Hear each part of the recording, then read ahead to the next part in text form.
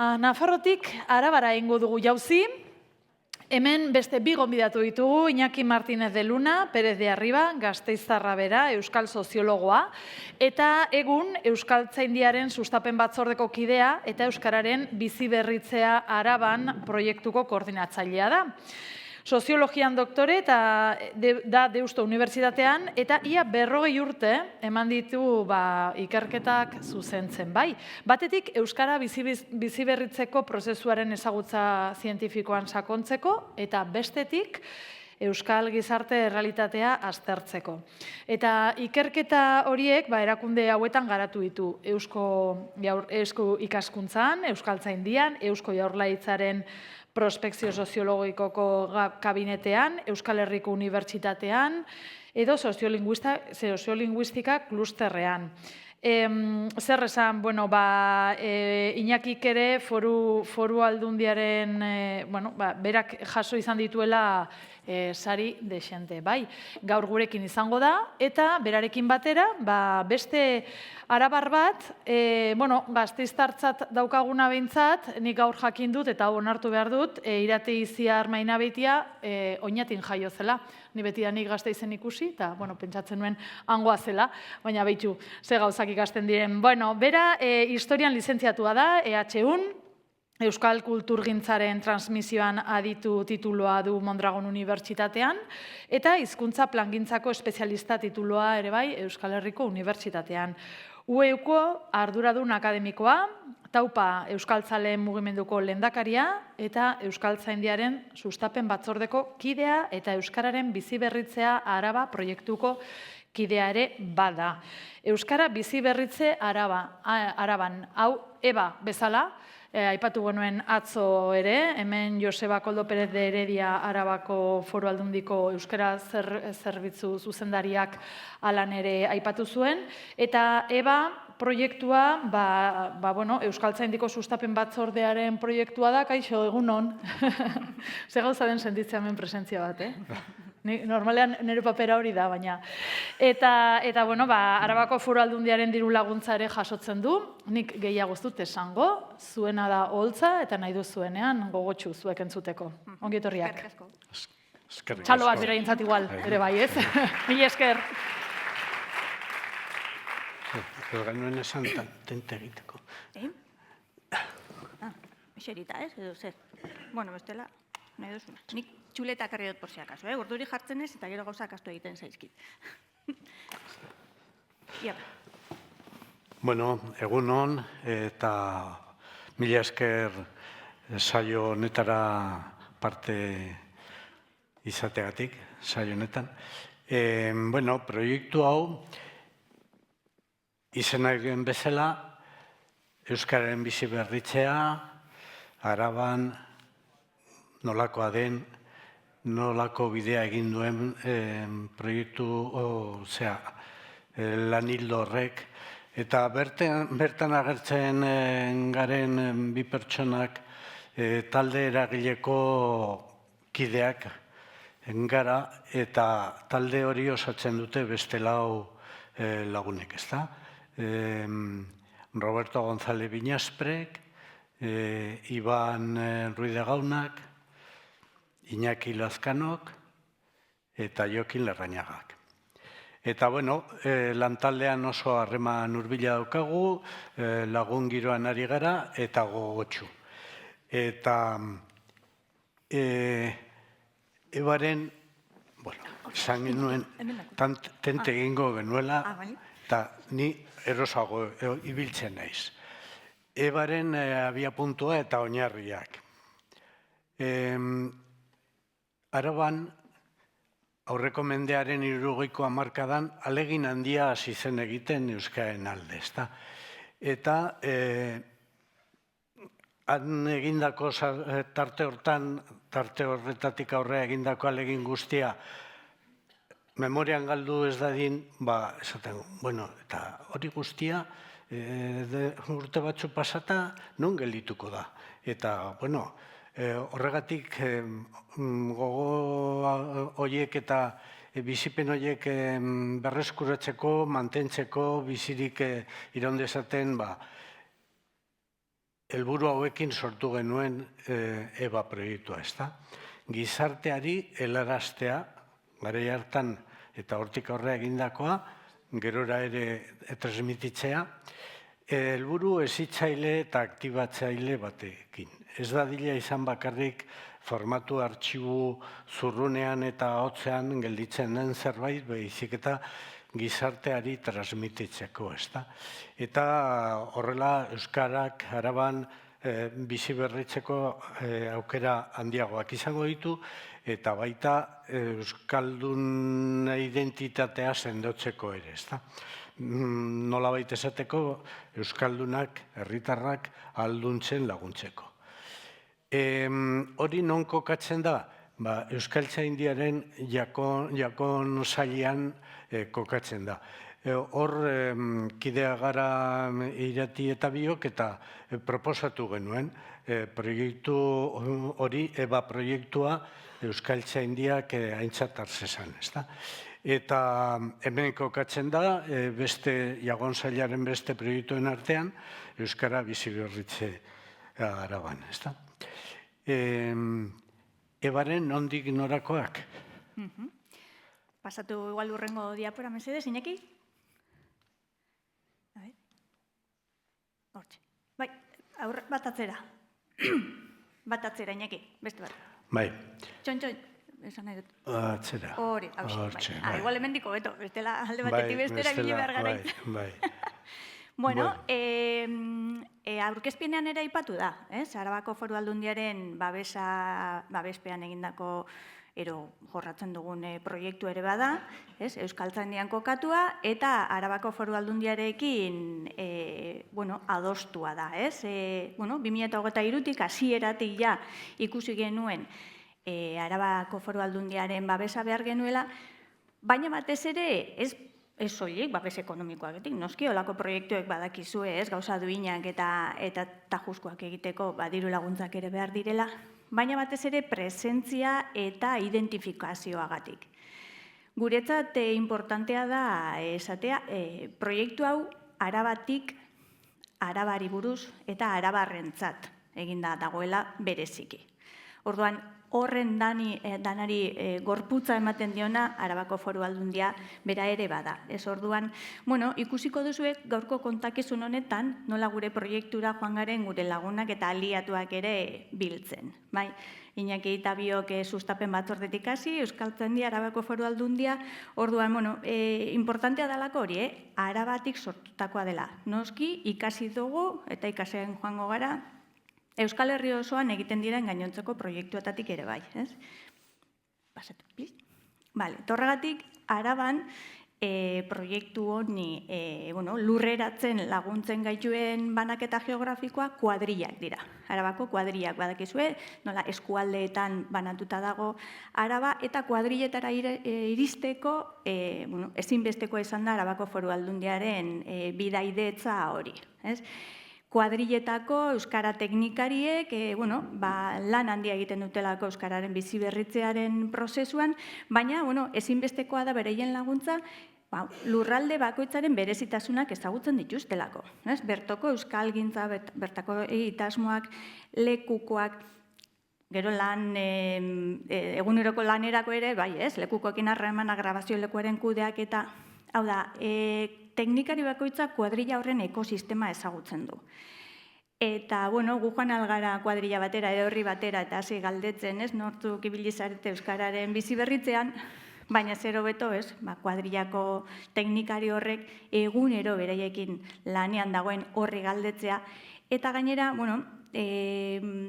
azkenean lan honetan, edo proiektu honetan parte hartzea eskatzen diegunean herritarrei konfiantza ariketa bat ere badelako. Beraien bizipenak eskatzen dizkiegulako. Eta gainera kamera baten aurrean ipinita. Orduan, pasatu mesedez, Iñaki? Eta egiten ditugun grabazioetan kuadrilletako teknikariek ere parte hartzen dute, askotan guk ez gara gora bera batzuen jakitun, ezta?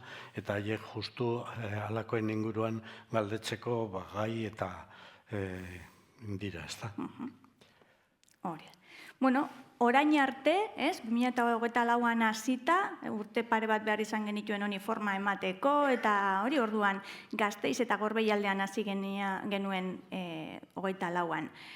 Zergatik Gasteiz? Gu Gasteizen kokatuta egoterakoan errexena zelako lehenengo, demo bat egitea, hau egingarria den, lehenengo gure ideia, eta Gasteizen hasi ginen gure inguruko jende horrekin. Bai esatea, ikusten duzu, 3 urtetako ibilbidean, dagoeneko 20 bat bideo egin ditugu, 70 pertsona inguru elkarrizketan nahi izan ditugu, hor ikusten dituzuen argazkietan, binaka edo irunaka daudela ikusiko duzue. Hau da, elkarrizketetan konfiantza giro hori sortzea importantea da. Guk badaukagu gidoi bat, baditugu galderak eta egiten diegu. Baina berez hau ez da interrogatorio bat. Beraiek ere gustora egon behar dira, ze garai bati eta beraien bizipenei buruz galdetuko diegu. Eta begira, hitzaldi hau prestatzen geundela eta esaten genuen. Hemendik publikoki baita eskerrona adierazi nahi diegu, baietz esan diguten guztiei. Hau da, bideoetara iristen dira baietz esan digutenak. Zenbat ezezko jaso ote ditugun. Esan ez, oso interesgarria proiektua, bai mesedez jaso behar dira testigantzak, hau oso importantea da egitea, baina ni ez naiz bideo baten aurrean, kamera baten aurrean jarriko. Orduan, ikusten baduzue, 2025an 8 bideo eta 2 audio egin genituen. Audio horiek dira elkarrizketak, baina banaka egiten direnak, pertsona batekin, grabaketa bat da, eta ez dago kamerarik. Esan dakoa, konfiantza giro bat sortzea oso importantea dalako. Orduan, 26an, Gasteiz, Trebiñu, Lautada, Aiaraldea, esan dakoa, kuadrietara salto egin dugu, bertako teknikariekin harreman zuzena daukagu, bideoak, audioak, baina, 26an beste pausu batzuk ere ematen hasi gara, kontakizun bat osatu dugu, aurrerago kontatuko dizuegu zer dan, datu base bat osatuko dugu, eta komunikazio plangintza batekin ere hasi gara, Bai esaten genuen hasieratik eta horregatik 2 urte behar izan genituen honi pixka bat forma emateko. Hau ez da entziklopedia bat, hau ez dugu nahiek Arabako testigantza guztiak jasotzea, imposiblea da, ez da honen borondatea besta. Baizik eta, lagin esanguratsu baten bidez, nahi dugu giro bat, garai bat, momentu bat, prozesu bat irudikatzea. Prozesu horretan guk jasoko ditugun horiek ere, datu base baten bitartez, komunikazio kanpainen bitartez, eta egingo dugu herritarrengana bueltatu. Asmoa dalako hori, jaso, antolatu eta bueltatu.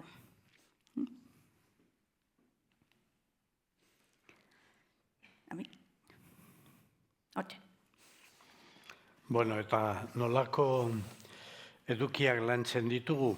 Batetik datu soziolinguistikoak eta horretarako Iñaki Jurrebasori laguntza eskatu genion eta Iñaki Jurrebasok Euskal Herrian landutako datuen arira Arabakoak zehaztasun gehiagorekin eta gaurkotuagoak jaso zitun eta alakoak hainbat datu, taulak, grafikoak eta alakoak dira, ezta? Eta gero bestetik, aipatu izan dugun bezala, lekukotxak dauzkagu, ezta? Baina hori ez da errez jaso eta bertan utzi. Ez lanketa bat eskatzen du kasu honetan lekukotxek, ezta? Lanketa bat, eta horretarako balio izan dugu Mikel Salbidek eta Lionel Jolik garatutako Euskararen historia soziala lantzeko eredua, ezta? Gero eredu hortik abiatuz gure aldiak 5 dira, 20. mendearen hasieratik edo hartutaz testigantza batzuk zaharrak dira, baina batez ere 60. hamarkadatik aurrerakoak, bai orain nolako balorazioa egiten den eta ze aurreikuspen egiten den gerora begira ere, ezta?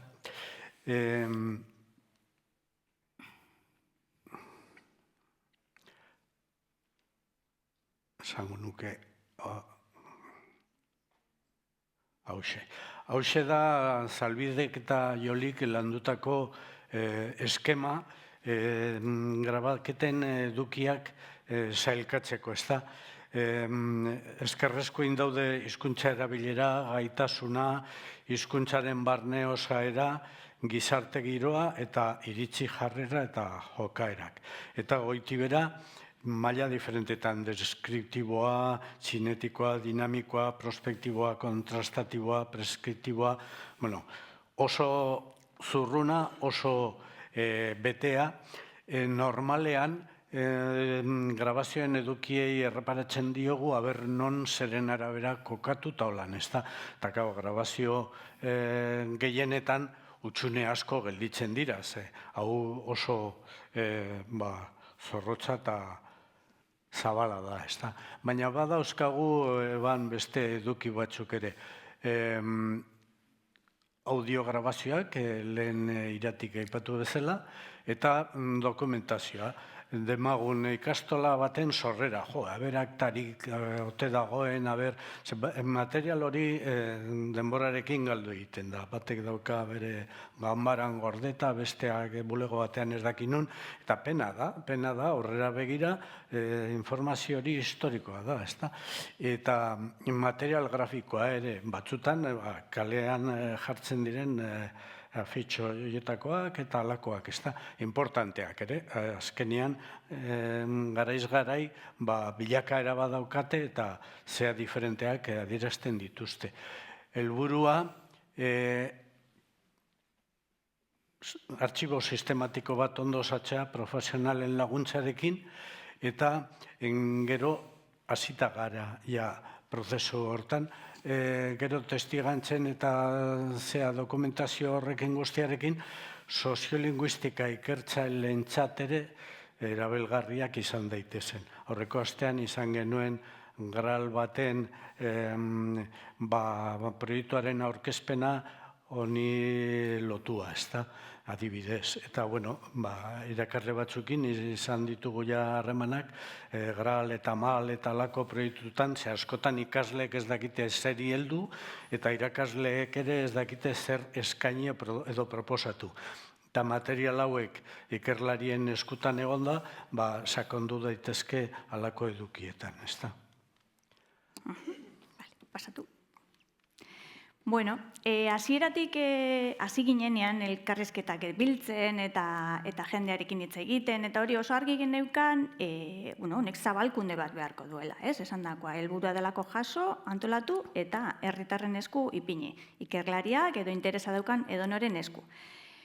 Claro, oso kontziente gara baita work in progress bat aurkezten gabiltzala. Guk lanean jarraitzen dugu. Ze gainera ikusten dugu proiektu honek hau ere bizirik mantenduko dela, ez? Ikerlarien bitartez eta bestelako lanketa batzuen bitartez. Orduan, hala ere, hasieratik, beste lagun bat gonbidatu genuen proiektu honetara, kasu honetan da Alea, komunikazio plana beraiekin osatu genuen, berriro ere bertako Arabako eragile batekin, eta komunikazio planak zuek hainbat egin dituzue, orduan ezagutzen duzu, hauek dana oso sistematiko eta aurkezten digute, eta beraiek hasieratik esan ziguten eta klabea da hartzailea, norentzat egiten gabiltza hau, norengana iritsi nahi dugu.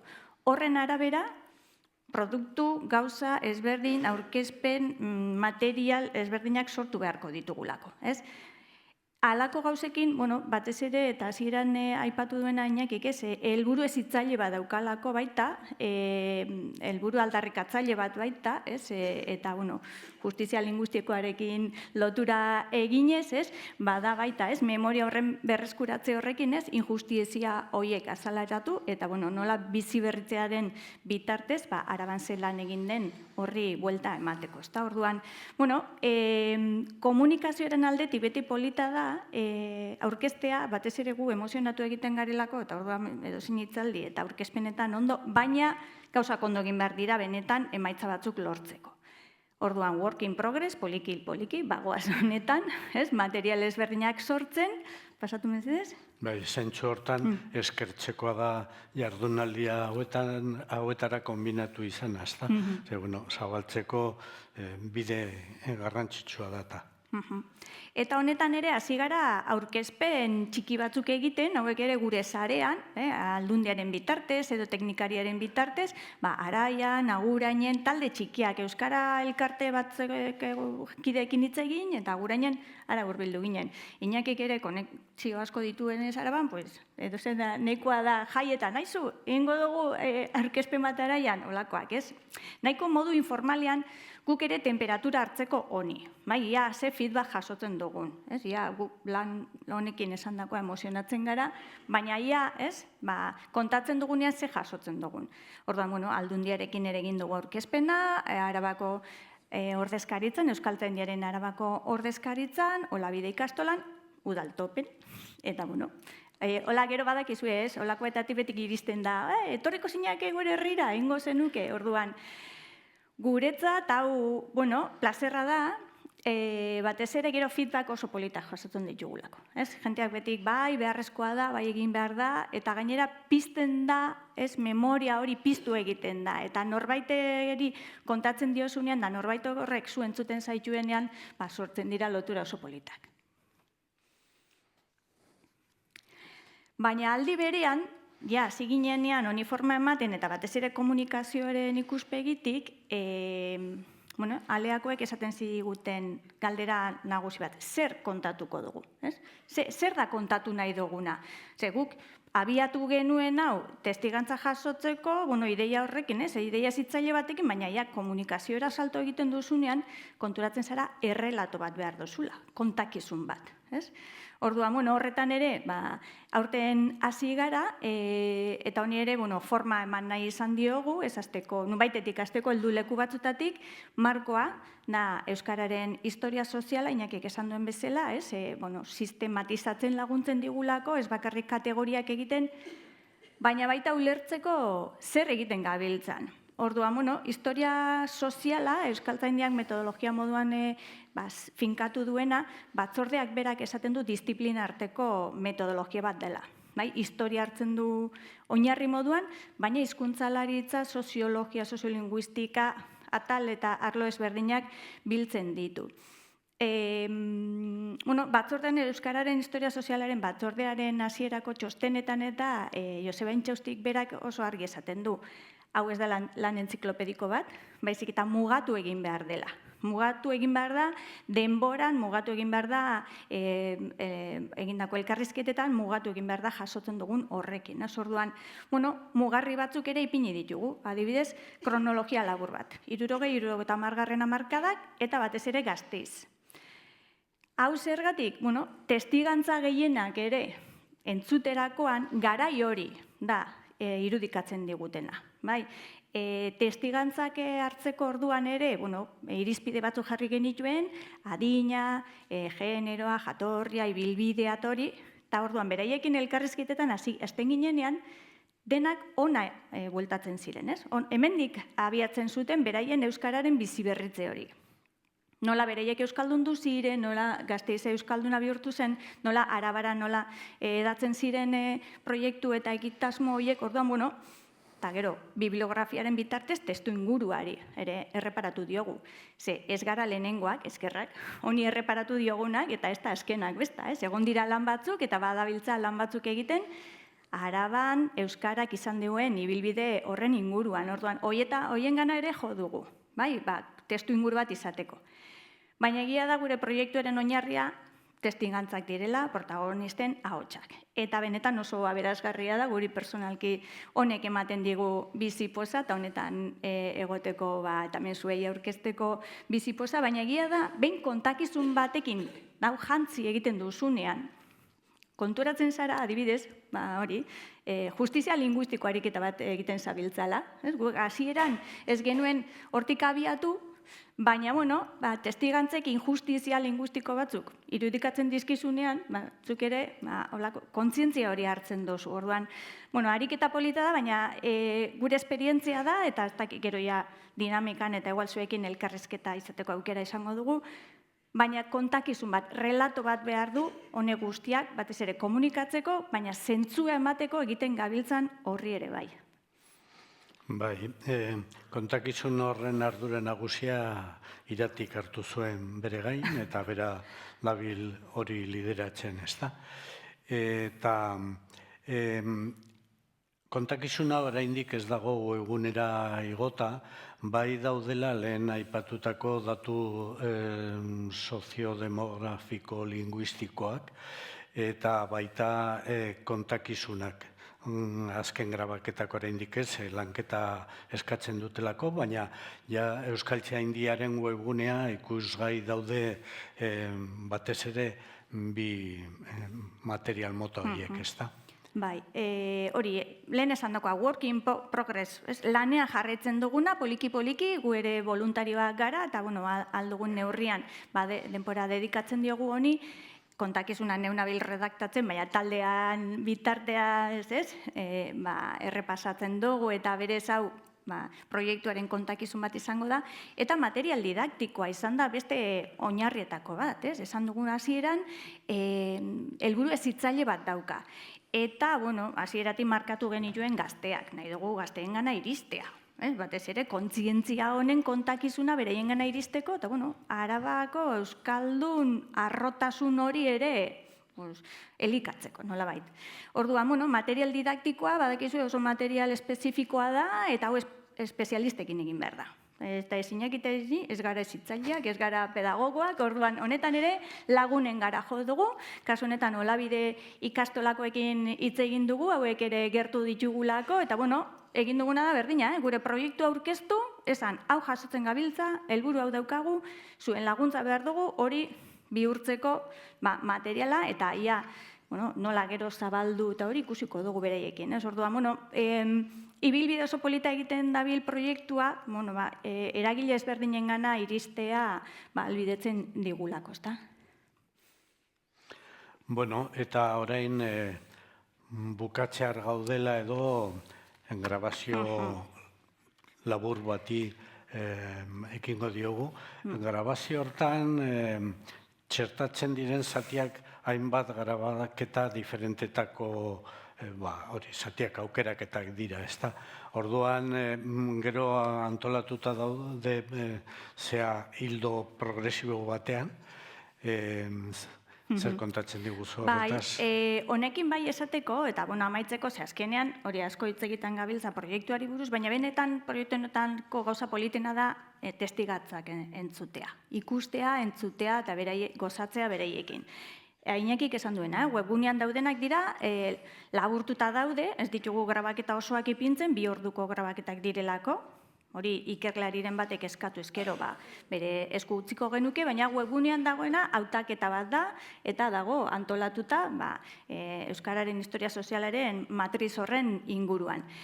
Baina adibidez, gaurko hitzaldia prestatzen genbiltzala, nola konektatu hori justizia linguistikoaren ideiarekin, horretara hori kontatzera etorri gara, Iñaki. Orduan, horretarako bibliografiara jo dugu, ze badago lan bat, Itziar Amestoik egin zuena Aguraingo euskalgintzari buruz, eta badago esaldi bat, gu bioi asko eragin ziguna, eta agian proiektu honekin hasteko indarra edo hori ideia piztu ziguna. Dana kontatu behar dute, Izneteko nire proiektuaren zuzendaria Iñaki izan zen. Eta gaia ere Araba izan zen Gasteiz, orduan, hortik sortu zen dena, bale? Zango duzu bestela, bi hauek nondik ezagutzen dira. Orduan, Itziar Amestoiren lan horretara bueltatuko naiz, ze honekin ulertuko duzu oso ondo nola ekarri dugun hau udaltopera. Eta Itziar Amestoik bere lanean, Aguraingo deskribapena egiten duenean, testigantza baten esaldia hau ematen du. Euskara galarazteaz gain, Euskaldunak garelako kontzientzia ere kendu egin ziguten, neurri handia batean. Izan ere, horixe zuten helburu, gure hizkuntzaren ahazturarekin batera, Euskaldunak garela ere ahantzi genezala. Orduan, injustizia linguistiko horren zantzu batzuk ere jaso ditugu gure elkarrizketetan, oso modu naturalean kontatzen dutena, gainera, baina gauza oso grabea dagoena atzean. Eta, Horietako bat, Iñakik berak ere kontatzen digu, eta seguru entzun izan duzu, orduan hori, oina bideora pasatuko gara.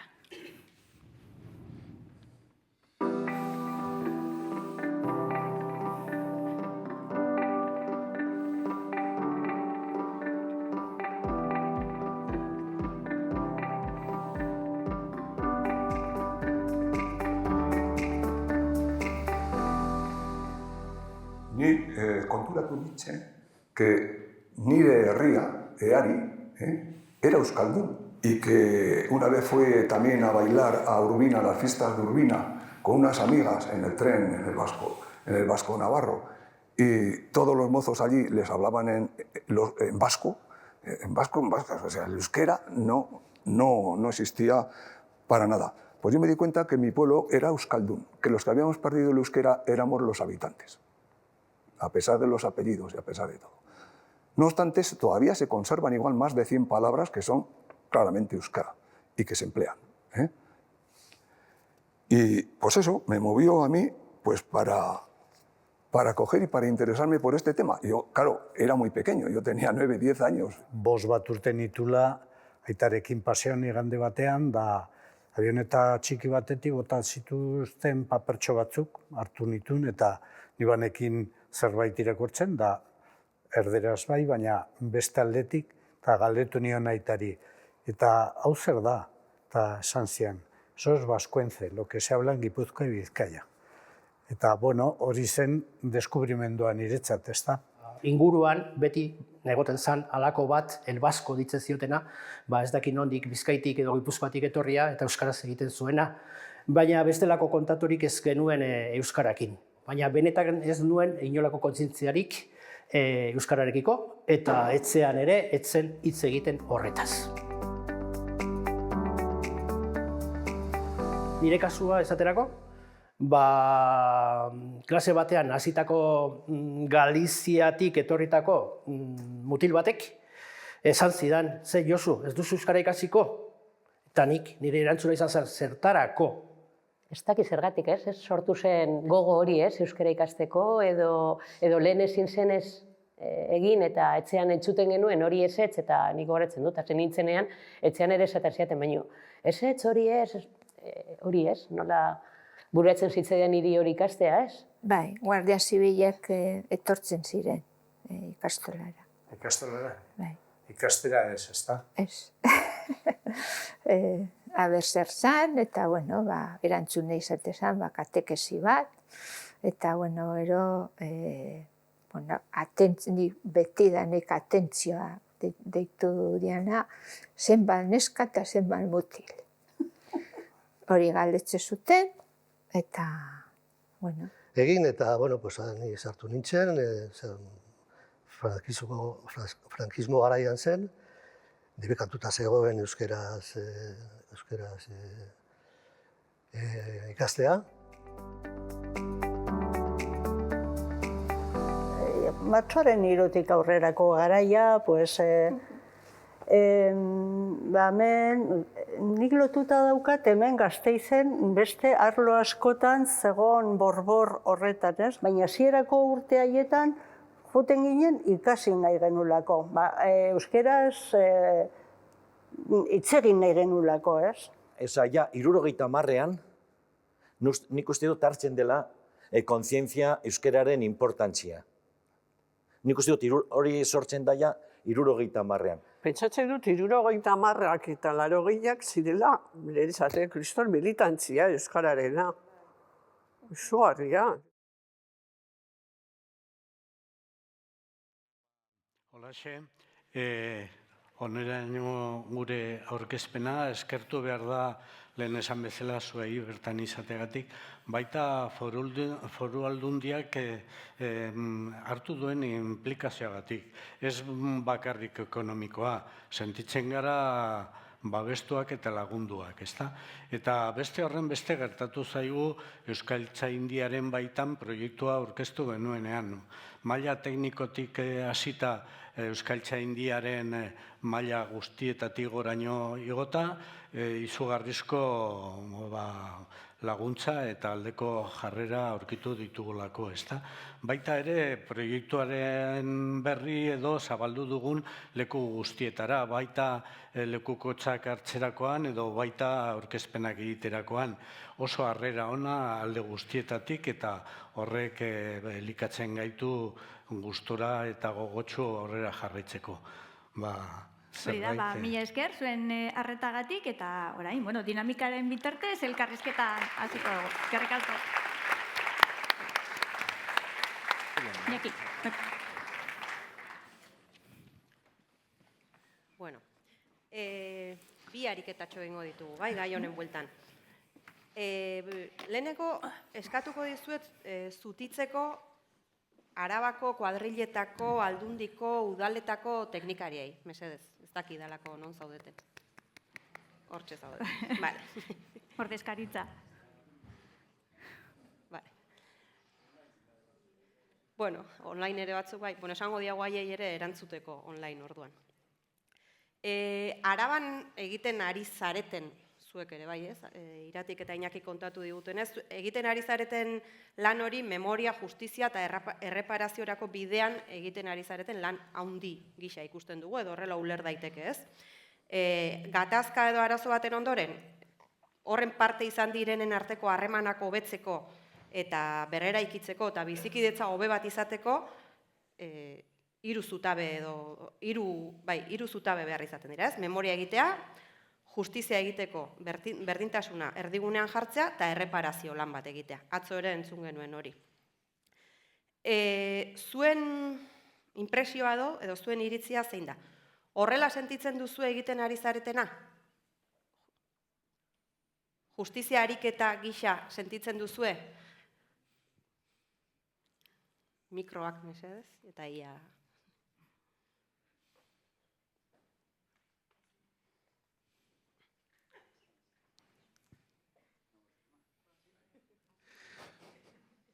Bueno, zera, bai, jakina baietz, badago hortik asko, ezta?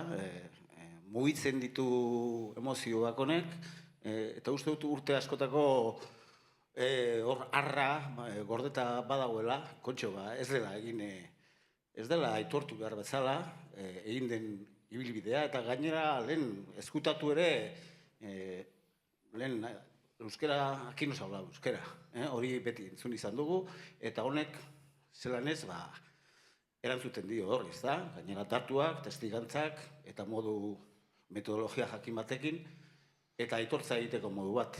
Eta honek ekarriko dugu nik uste dute asko eman dezakela. Galderak egin behar dira? Nahi baduzu, bai. Uste duzu bizikidetza hobea lortu duzuela Araban euskaldunak zareten eta ez direnen artean, adibidez? Edo lortu daitekeela proiektu honen bidez? Nik uste du baietz. Abiapuntuan gaude, eta ari dira lana egiten sukalde lana, nik uste dut, baina behar bada ekitaldi publiko, aitortza publikoak egitea ere eskertuko luke, batez ere instituzio aldetik, eta herritarrak bat eginda, pixka bat honi beste gorputz bat ere emateko. Hori erabakiko dute, erabaki behar dutenek, eta bueno, uste dut bestalde pertzepzio lanketa ere ari dela lantzen Araban, Gasteizko udalak egin zuen lantxo bat, eta aldundiak ere bai, eta behar bada uztargarriak dira, diskurso eratu bat egiteko. Besteok, baduzu zerbait gehitzeko? Beno, nire aldetik, hori Arantzasunez da Arabako Rixatin ator. Proiektu honek garapena izan du, beraiek aitortu dute, hasieratik asmo batekin da joan direla gauzak eta lankideak batzen. Orduan, nire ustez Araban bazegoen izugarrizko beharra, lehenengo aitortuak izateko jende askoren aleginak eta hor lehenengo planuan jartzeko, eta hori uste dela lehenengo pausua aitorpen hori eta pasatutako gatazkak eta zenbatekoak izan diren, eta gero ere niretzat oso hor laugarren puntuan ikusi dute xedetan, Arabako euskaldunen aitortzarako. Hemen konturatu naiz, lankide edo nola deitu diozue taldeari, eragile taldea, 6 pertsonatik 4 Iñakik eta nik bezala abizen konposatua. Orduan, horrek nire ustez badauka garrantzia. Ze gaur egun ere arabarrok jarraitzen dugu gure euskalduntasuna zalantzan jartzen digun jendeakin topo egiten. Eta gazte mailan, adinekoen igual gutxiago zeia eskarmentua badago, baina oindikan Gipuzkoa barruko bizkaitar petoek oraindikan zalantzan jartzen dute hori, eta ez da aitortzen benetako zelako esfortzua egon den. Beste alde batetik, grabazio hauetan nire ustez garrantzi oso handia dauka erderaz egin diren aitortzak. Ze jende horrek euskararekiko zuen atzekimendua edukitzeko nondik zetorkion. Orduan bazegoen hor gauza potentea, indartsua, eta orduan proiektu honek niretzat alderdi oso positibo asko dauzka. Ez da bakarrik agian sortuko zen helburu batekin, baina bestelako helburuak ere beteko ditu, eta seguro balio digula gauza gehiagorako. Ez dakit zerbait berezia, beste galdera konkreturen bat daukazuen. Esango dizut oso ondo hitz egiten duzula euskaraz Errioxakoa izateko, ezta? Horrelako gauzak esaten ditugu Gipuzkoarrok. Hori da, zalantzan zergatik jarri behar zenuten. Ez hori da kontua. Bai, ados, noski. Baina zenbat aldiz entzun duzu hori? Nekauta gaude. Egunon, Alberto naiz eta Aiaraldetik nator. Nik galdera bat egin nahiko nieke Iñakiri eta Iratirik. Uste duzue memoria ariketa hauek badutela iraungitze datarik? Hau da, batzuetan entzuten da, ez da beti atzera begira, kontu zaharri begira, ematen du horrek ez duela balio edo. Orduan, badute memoria ariketa hauek iraungitze datarik, ala inoiz berandu da honelako ariketa bat egiteko? Bueno, berandu gu konturatu ginen testigantze pertsonak beraiek kronologia bat markatzen dutela. Hau da, zenbat eta atzera joan nahi denbora horretan, testigantza jende hori nagusiagoa da. Orduan beraien gana joateko batzu desagertzen joan dira. Adibidez konturatu gara, gainera aurreko 2 urteetan, pertsona oso esanguratsuak, Gasteizen nahiko genukenak bai edo bai beraien testigantza jaso, oso nagusiak dira, edo jaburua joan zaie, edo orduan, bai, badauka iraungitze data bat, testigantzak jaso nahi baldin baditugun. Baina gero, beste urrengo muga da etorkizun aurrera begira. Galderategian, gaur ez dugu asko sakondu, baina testigantzak eta gainera markatu dugu 60-70 hamarkada hori, baina pertsona horiek testigantzetan beraien ibilbidea kontatzen dute. Ni gaztetan nola hasi nintzen euskara ikasten, nola bitartean hori, eta gaur egun zer egiten dute euskararekin. Orduan, iristen gara, gaur egun arte. Orduan, muga kronologikoak badaude, batez ere testigantza jaso nahi baldin baditugu, eta nire esperientziatik, eta igual historialaria naizelako, ere bai, de formación profesional horre, ez da sekula berando. Edo betik behar dugu memoriarik eta bat egitea. Batez ere, pertsonei galdetzen diegunean. Ze bestela, bibliografia hor dago, kasetaritzak edo prentsa hor dago, jasoketa bat egin daiteke. Baina testigo horiek edo protagonista horiek eskura ditugun bitartean aprobetxatu behar da. Nire ustez. Era bat ados diozunarekin. Eta gainera proiektuaren azken aldi hontan ari gara konturatzen jasotzen diren testigantzak askotan denbora tarte batera mugatzen direla eta gerokoekin zer.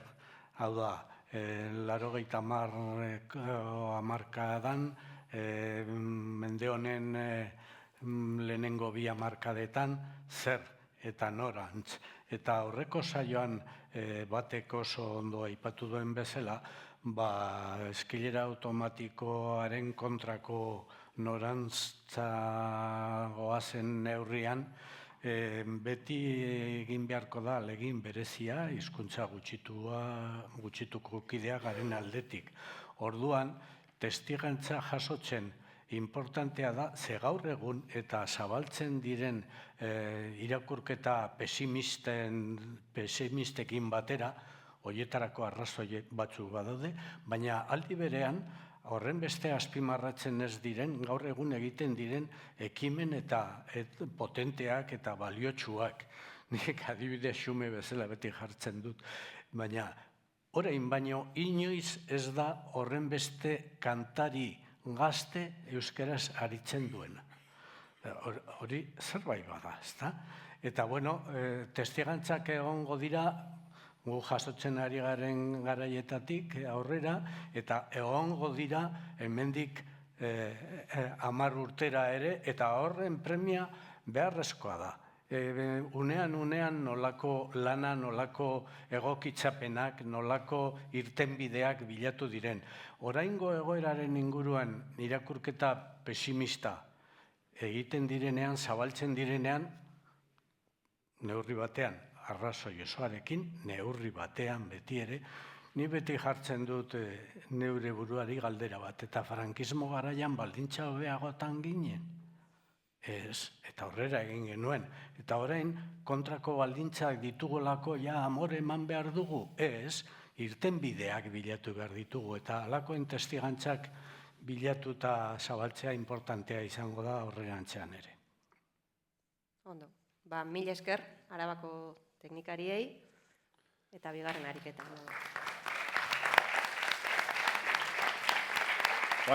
Eskatuko izego altxatzeko mesedez, 30 urte baino gutxiago dituzuten pertsonak. Agartzen lagun gauden hemen, 30 urte baino gutxiago dituzutenak, alegia gaztiak o gazte helduak, bai?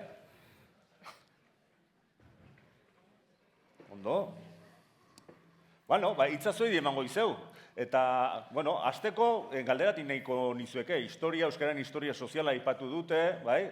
Gazteak zarete, gazte helduak, bai? Adintarte hortan zaudete, zuentzat euskaltzale bezala, zer nolako garrantzia du aurreko belaunaldiek bizitu dutena, berain testigantza jasotzeak, eta lanerako bitarteko bezala? Norkin nahiko lukeola hausnarketa bat horren bueltan?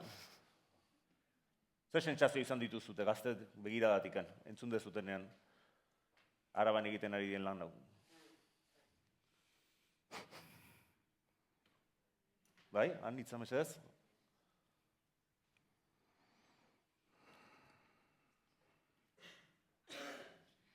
Justo orain, ari ginen pixka debatitzen, erraza da ez beti kanpotik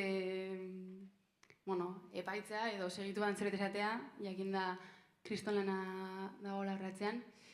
Niri pertsonalki oso ariketa importante iruditzen zait, batez ere azpimarratuko nuke hori. Baina ez dakitze puntaraino testigantza jasotze batek egiten alduen salto gero motivaziora edo ekintzara. Ez dut lotura hori oso zuzen ikusten. Eta garrantziarik kendu gabe, lan guzia iruditzen zait egin beharreko zerbait dela, baina ez dakit ikusten diotan hori. Lotura zuzena edo ainargia imaginatzen dituen, ez? Haur batzuk unitate didaktiko horren bitartez hau guzia jasotzen, edo imaginatzen duen ni neu duela urte batzuk, entzuten nire amatxi bera, ez?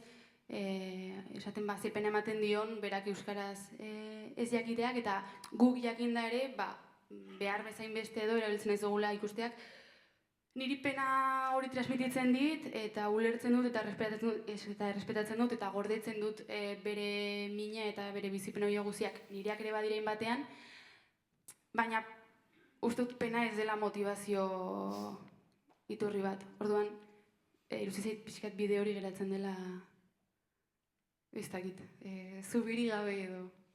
Ados, eta zein da zukingo zenuken ekarpena edo, zentzu horretan, nundikan norabidea... Galdera moduan, nego duzu. Ekarpena diozu proiektu hori... Hori da, adibidez, bai. Iruditzen zait proiektua bere horretan ongi dagoela, baina zeit iruditzen edo ez dut ikusten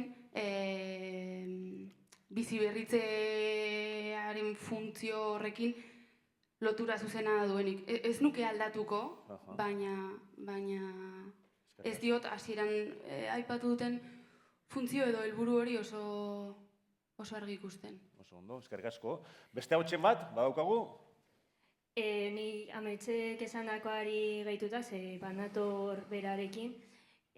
Atzo hitz egiten zen bai nola historia balen zeo zer dinamikoa ez ala zuelik eraganekoa, baizik eta orain eta etorkizuna etorriko dana, eta testigantza jasoko baldin badira are gehiago Euskararen bizi berritze garaikidekoa oraingoa, zergatik ez dira batzen bai oin Euskararen bizi berritzean dabiltzaten Euskal gazte militanteen ahotsak, eta holan sozializatzerakoan proiektua gazte horiek, eskoletako gazte horiek badute zeo zerri heldu eta ezoilik 60. hamarkadan gertatutako horri zein ikusten alduten amaitutzat dagoen zeu zer.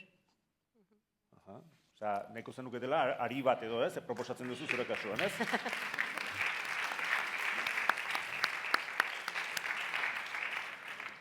Beste hausnarketaren bat, egineko zenukete?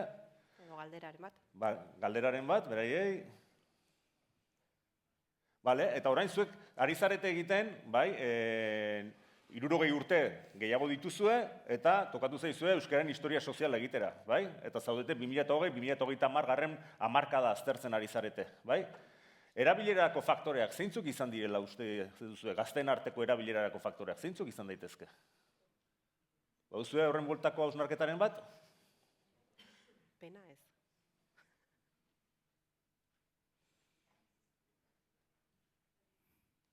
Han, mikrofonoa inguru hartan, ez?